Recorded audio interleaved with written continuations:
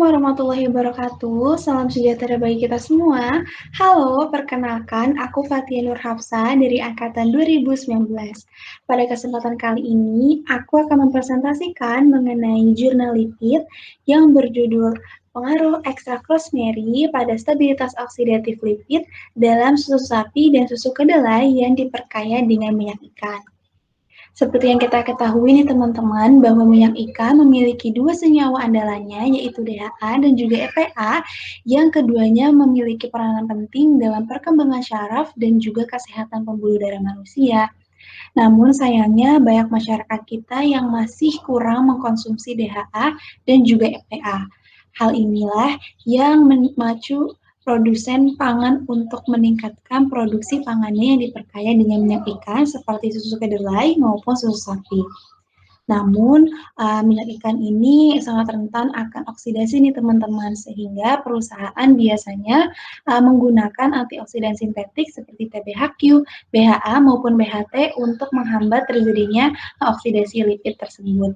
Karena oksidasi tersebut dapat memberikan off flavor maupun rasa tanggung pada produk pangan.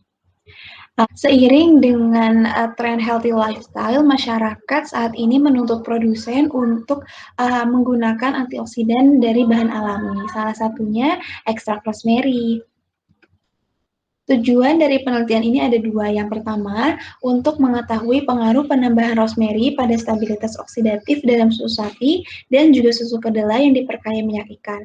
Yang kedua adalah untuk mengetahui efek oksidasi lipid dalam susu kedelai yang diperkaya minyak ikan pada senyawa bioaktifnya selama penyimpanan.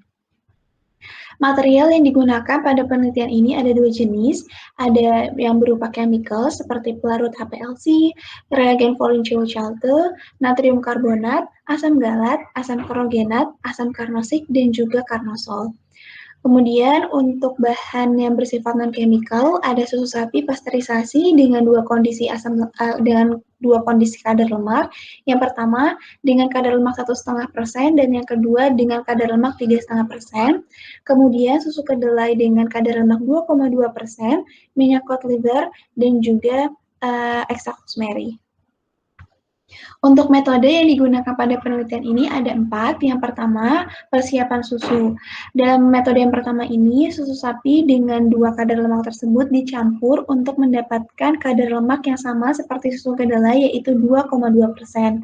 Setelah dicampur, baik susu sapi maupun susu kedelai itu dipanaskan hingga suhu 72 derajat Celcius dan disimpan selama 15 detik untuk kemudian dilakukan pencampuran dengan ekstrak rosemary dan minyak ikan. Pencampuran ini dilakukan dengan homogenisasi dua tahap. Yang pertama adalah homogenisasi dengan homogenizer ultraturaks, yang kedua homogenisasi dengan homogenizer meja 2 katup. Kemudian setelah dihomogenisasi, sampel ini kemudian dipisahkan dalam 5 botol terpisah yang telah disterilkan untuk kemudian disimpan dalam suhu 2 derajat Celcius. Kemudian metode yang kedua adalah pengukuran droplet. Pengukuran ini menggunakan alat diffraction particle size analyzer dengan cara meneteskan sampel ke dalam air suling yang bersirkulasi. Kemudian metode yang ketiga yaitu analisis oksidasi lipid yang terdiri dari beberapa submetode. Yang pertama ada ekstraksi lipid dengan metode Blick and Bayer, kemudian penentuan nilai peroksida atau PV, kemudian analisis komposisi asam lemak, kemudian analisis senyawa oksidasi lipid sekunder yang mudah menguap atau yang bersifat volatil. Kemudian metode yang keempat adalah analisis komponen fenolik dan antioksidan yang juga terdiri dari beberapa submetode. Yang pertama, penentuan konsentrasi tokoferol, dilanjutkan dengan penentuan kadar total fenolik atau TPC, kemudian penentuan karnosol dan juga asam karnosik, dan penentuan isoflavon dan juga asam fenolik dalam susu kedelai, dan diakhiri dengan analisis statistik. Kemudian untuk treatment atau perlakuan yang diberikan pada sampel ada 6. Yang pertama, kontrol C yang terdiri dari susu sapi ditambahkan dengan minyak ikan saja. Kemudian kontrol S yang terdiri dari susu kedelai dan minyak ikan. Kemudian untuk CR1 terdiri dari susu sapi, minyak ikan, dan 0,03% ekstrak rosemary. 2 terdiri dari susu sapi, minyak ikan, dan 0,06% ekstrak rosemary. SR1 terdiri dari susu kedelai, minyak ikan, dan 0,03% ekstrak rosemary. Dan SR2 terdiri dari susu kedelai, minyak ikan, dan 0,06% ekstrak rosemary.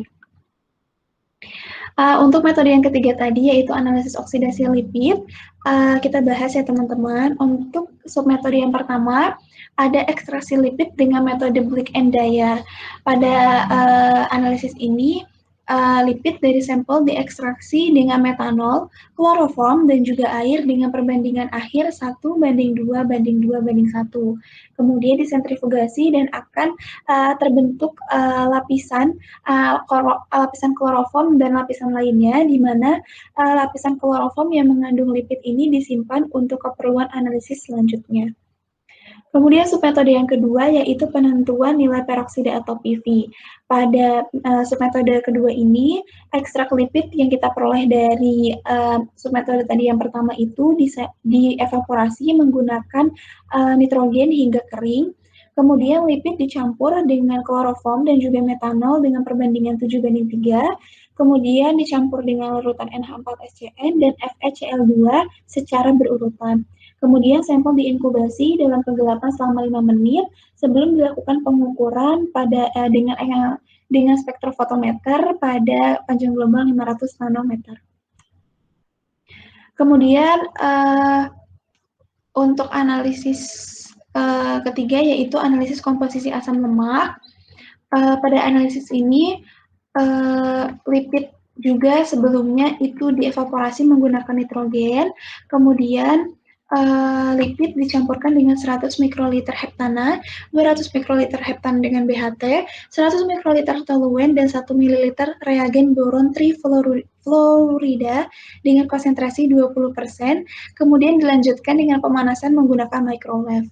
Setelah dilakukan pemanasan, kemudian sampel dicampurkan dengan 1 ml larutan NaCl jenuh dan 0,7 ml heptana. Kemudian dihomogenisasi dan akan terbentuk lapisan atas yang digunakan untuk analisis komposisi asam lemak oleh gas kromatografi. Selanjutnya untuk submetode yang keempat yaitu analisis senyawa volatil dari oksidasi lipid sekunder. Analisis ini dilakukan menggunakan gas kromatografi mass spectrometry. Namun sebelum dilakukan analisis harus dilakukan persiapan untuk 4 gram sampel susu sapi maupun susu kedelai dicampur dengan 0,5 mili antibusa yang kami gunakan yaitu ada sinperonik. Kemudian sampel dan antibusa ini dipanaskan selama 30 menit dengan ketentuan pada 5 menit awal, dipanaskan pada suhu 45 derajat Celcius, kemudian dinaikkan ke 55 derajat Celcius, kemudian dinaikkan lagi menjadi 90 derajat Celcius, dan disimpan pada suhu 220 derajat Celcius selama 4 menit. Kemudian senyawa volatil ini akan terdesorpsi dari tabung Tenax GR untuk kemudian dianalisis menggunakan gas kromatografi. Metode yang keempat yaitu analisis komponen fenolik dan antioksidan pada sampel dengan submetode yang pertama yaitu penentuan konsentrasi tokoferol. Tokoferol ini dideteksi menggunakan HPLC dengan panjang gelombang eksitasi sebesar 290 nanometer dan panjang gelombang emisi sebesar 330 nanometer. Kemudian submetode yang kedua yaitu penentuan kadar total fenolik. Di mana pada penentuan kadar total fenol ini 1 mili sampel susu sapi maupun susu kedelai ini dicampur dengan 4 mili metanol untuk kemudian disanitasi selama 15 menit, kemudian disentrifugasi. Dari sentrifugasi ini akan diperoleh supernatan. Supernatan adalah substansi hasil sentrifugasi yang memiliki bobot jenis yang lebih rendah. Jadi diambil 0,1 mili supernatan untuk dicampur dengan 1,6 mili larutan pereaksi Volin-Chauchalte yang telah diencerkan dengan air dengan perbandingan 1:15. Kemudian sampel ini diinkubasi selama 5 menit pada suhu kamar, kemudian dicampurkan dengan 0,3 mili larutan sodium karbonat konsentrasi 20%, kemudian diinkubasi lagi selama 2 jam pada suhu kamar. Setelah diinkubasi, maka sampel akan dilakukan pengukuran absorbansi menggunakan spektrofotometer dengan panjang gelombang 765 nanometer. Kemudian submetode yang ketiga yaitu penentuan karnosol dan juga asam karnosik pada sampel. Sebelum dilakukan analisis, supernatan yang tadi kita peroleh dari analisis TPC itu terlebih dahulu melalui PVDF dengan ukuran 0,2 mikrometer. Baru kemudian dilakukan analisis menggunakan HPLC yang dilengkapi dengan detektor array dioda pada panjang gelombang 210 nanometer. Kemudian untuk submetode yang keempat, ada penentuan isoflavon dan juga asam fenolik pada susu kedelai, di mana analisis ini menggunakan panjang gelombang 260 nanometer untuk isoflavon dan 320 nanometer untuk asam klorogenat. Senyawa diidentifikasi dengan membandingkan waktu retensi dan spektrum UV dari senyawa standar. Selanjutnya, untuk hasil pembahasan, yang pertama mengenai ukuran droplet sampel, baik pada sampel susu sapi maupun susu kedelai, ukurannya sekitar 0,7 hingga 0,8 mikrometer dan tidak meningkat secara signifikan selama penyimpanan. Kemudian, sampel juga tidak mengalami creaming atau flokulasi selama 12 hari penyimpanan pada suhu 2 derajat Celcius. Kemudian, yang kedua ada komposisi asam lemak pada sampel. Diketahui bahwa susu kedelai itu mengandung lebih banyak asam lemak tak jenuh dibandingkan dengan susu sapi. Kemudian untuk kandungan EPA dan DHA pada kedua sampel ini hampir serupa dan tidak mengalami penurunan yang signifikan selama proses penyimpanan pada semua sampel. Kemudian yang ketiga ada pengaruh ekstrak rosemary pada oksidasi lipid primer dalam sampel. Di sini direpresentasikan dengan nilai peroksida atau PV dapat dilihat pada grafik di atas. Untuk grafik sampel kontrol C itu mengalami peningkatan nilai peroksida setelah hari ketiga dan kemudian mengalami penurunan setelah hari ke-9. Grafik ini menunjukkan bahwa lipid dalam sampel kontrol C ini mengalami oksidasi secara signifikan. Kemudian untuk grafik sampel CR1 dan CR2 itu mengalami penurunan setelah hari ketiga yang menunjukkan adanya efek penghambatan oksidasi dari ekstrak rosemary. Kemudian untuk grafik pada sampel susu kedelai di sini terlihat lebih stabil dan lebih menurun grafiknya dibandingkan dengan susu sapi. Kemudian jika kita perhatikan grafik awal pada kontrol C maupun kontrol S ini memiliki nilai yang lebih besar lebih kecil dibandingkan dengan nilai awal pada grafik CR1, CR2 dan SR1, SR2. Hal ini dikarenakan adanya pengaruh dari minyak pada ekstrak rosemary, di mana minyak canola pada ekstrak rosemary ini memiliki nilai peroksida yang lebih tinggi daripada minyak ikan. Kemudian yang keempat itu ada pengaruh ekstrak rosemary pada oksidasi lipid sekunder dalam sampel. Ini kita bahas pada susu sapi terlebih dahulu dari lipid sekunder heksanal.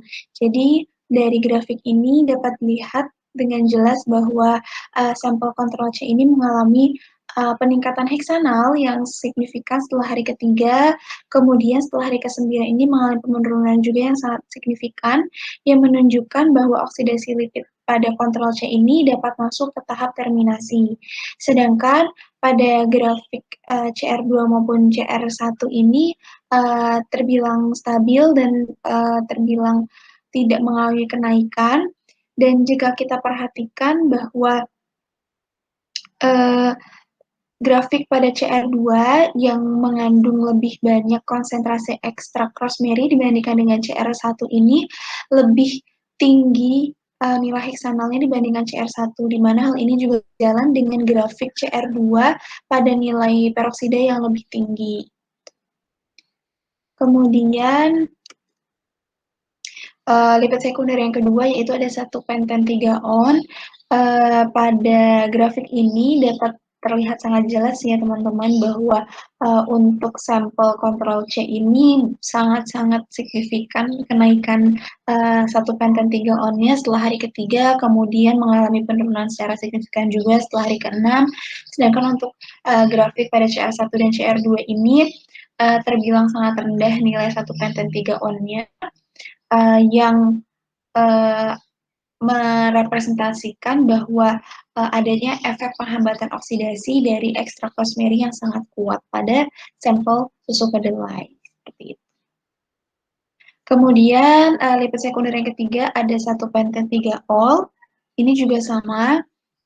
Sampel kontrol C ini juga mengalami kenaikan konsentrasi satu penten 3-ol setelah hari ketiga, dan setelah hari ke-9 konsentrasinya konstan. Sedangkan untuk CR1 dan CR2 ini sangat kecil sekali nilai satu penten 3-olnya dan tidak mengalami peningkatan yang mengindikasikan adanya efek kuat dari efek penghambatan kuat oksidasi dari ekstrak rosemary seperti itu.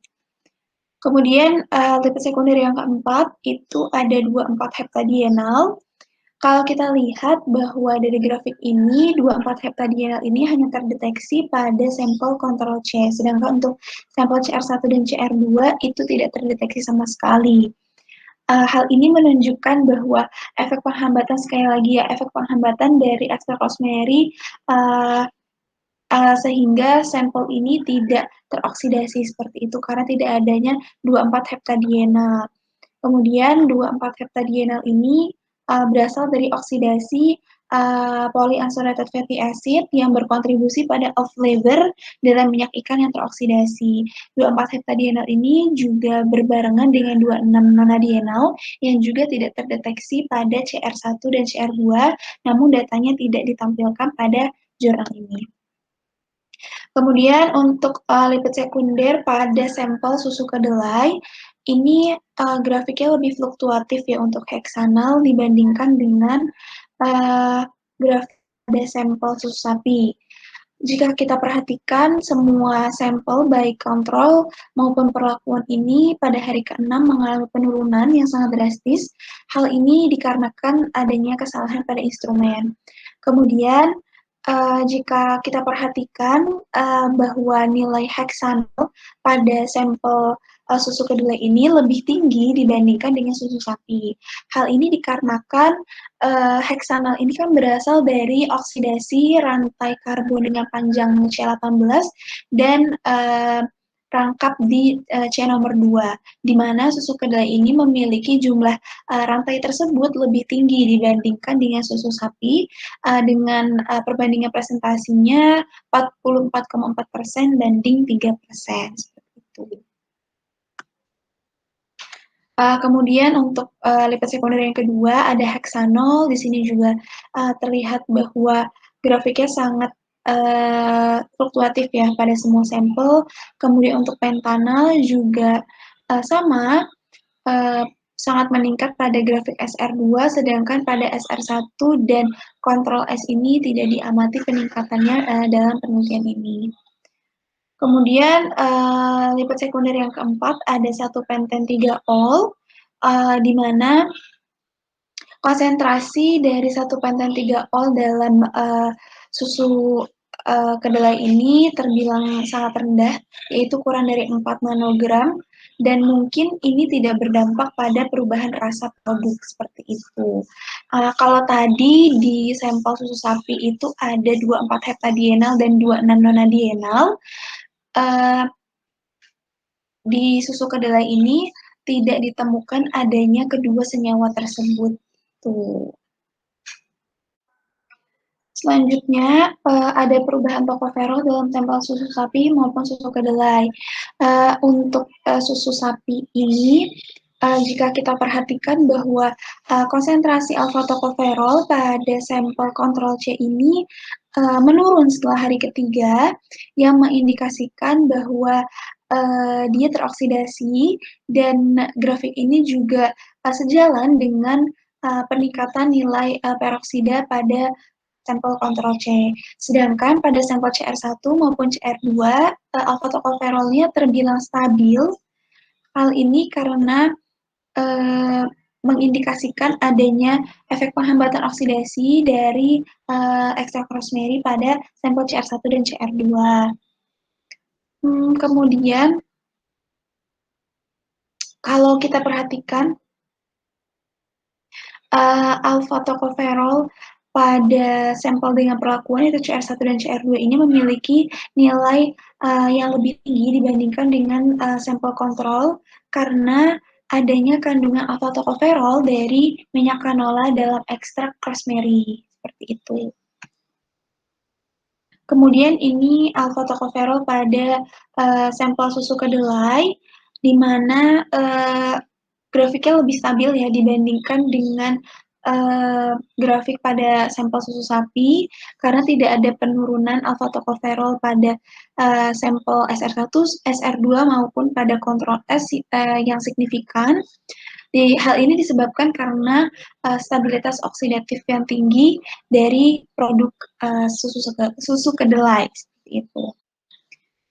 Nah, jika diperhatikan bahwa nilai alfa tokoferol pada sampel susu kedelai ini kan lebih tinggi ya dibandingkan dengan susu sapi. Hal ini dikarenakan susu kedelai itu memiliki stabilitas oksidatif yang lebih tinggi dibandingkan dengan susu sapi, sehingga alfa tokoferol yang seharusnya berperan sebagai antioksidan ini tidak dikonsumsi sebagai antioksidan oleh susu kedelai. Sedangkan oleh susu sapi, tokoferol ini dikonsumsi sebagai antioksidan. Oleh karena itu, nilai atau konsentrasi alfa tokoferol pada sampel susu sapi ini lebih rendah dibandingkan dengan susu kedelai, seperti itu. Kemudian ada perubahan asam karnosik dan karnosol pada sampel susu sapi. Dari grafik ini dapat kita lihat bahwa untuk asam karnosik itu mengalami penurunan ya setelah hari ke-6, baik pada CR1 maupun CR2. Kemudian untuk nilai karnosolnya mengalami peningkatan setelah hari ke-6, baik pada CR1 maupun CR2, sehingga dapat disimpulkan bahwa konsentrasi total asam karnosik dan karnosol di CR1 maupun CR2 hanya menurun sekitar 11% selama periode penyimpanan. Kemudian ada perubahan asam karnosik dan karnosol pada sampel susu kedelai. Di sini grafiknya lebih fluktuatif dibandingkan dengan susu sapi. Untuk asam karnosiknya pada sampel susu kedelai ini mengalami penurunan setelah hari ketiga, sedangkan untuk karnosolnya itu sangat fluktuatif baik pada sampel SR1 maupun SR2. Hal ini dikarenakan memang asam karnosik dan karnosol pada susu kedelai ini kurang stabil dibandingkan dengan susu sapi. Mengapa hal ini terjadi? Karena susu kedelai itu kan tadi sudah saya sebutkan bahwa memiliki stabilitas terhadap oksidatif yang tinggi dibandingkan dengan susu sapi, sehingga komponen makanan lain selain lipid ini dapat berinteraksi dengan asam karnosik dan karnosol yang seharusnya dikonsumsi sebagai antioksidan, sehingga kondisi inilah berdampak pada stabilitas asam karnosik dan karnosol pada susu kedelai, seperti itu. Sehingga sebenarnya kita harus memperhatikan langkah maupun penanganan yang kita ambil untuk menjaga senyawa antioksidan ini tetap stabil saat digunakan dalam berbagai produk makanan, karena makanan yang berbeda dapat mempengaruhi stabilitas mereka secara signifikan, seperti yang ditunjukkan pada susu kedelai ini. Kemudian yang ketujuh ada perubahan TPC dalam sampel susu kedelai.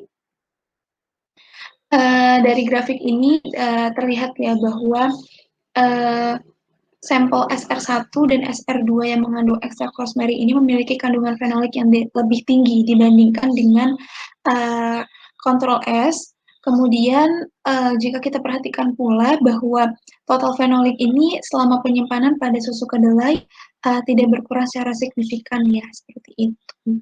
Karena tadi sudah dijelaskan ini berkaitan dengan stabilitas oksidatif susu kedelai yang tinggi, sehingga tokoferol yang sehingga total fenolik yang seharusnya menjadi antioksidan ini tidak dikonsumsi dan kadarnya tetap stabil.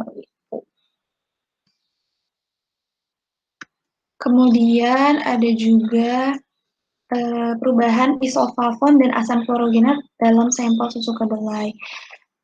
Ini ada kita bahas terlebih dahulu untuk isoflavonnya, karena isoflavon utama dalam susu kedelai itu ada daizin, genistin, dan malonilgenistin. Namun malonilgenistin ini tidak diulas pada penelitian ini. Untuk grafik daizin dan genistin ini, kalau kita perhatikan di kedua grafik ini tidak ada pengurangan secara signifikan ya pada sampel kontrol maupun sampel perlakuan. Seperti itu. Kemudian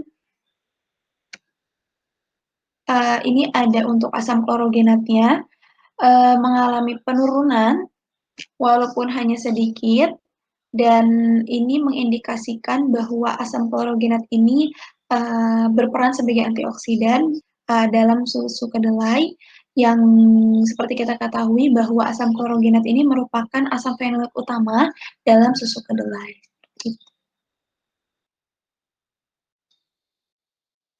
Kemudian kesimpulannya dari penelitian ini ada dua.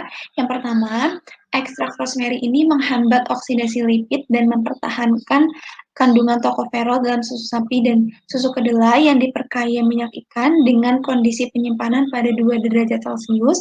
Selain itu, susu kedelai yang diperkaya minyak ikan menunjukkan stabilitas oksidatif lipid yang lebih tinggi dibandingkan dengan susu sapi. Untuk kesimpulan yang kedua, yaitu pengurangan konsentrasi asam karnosik dan karnosol pada sampel susu kedelai lebih tinggi dibanding dengan sampel susu sapi. Kemudian untuk komponen makanan lain selain lipid juga dapat berdampak besar pada aktivitas bioaktif antioksidan dalam susu kedelai. Terima kasih atas perhatian teman-teman. Kurang lebih mohon maaf. Wassalamualaikum warahmatullahi wabarakatuh. Terima kasih.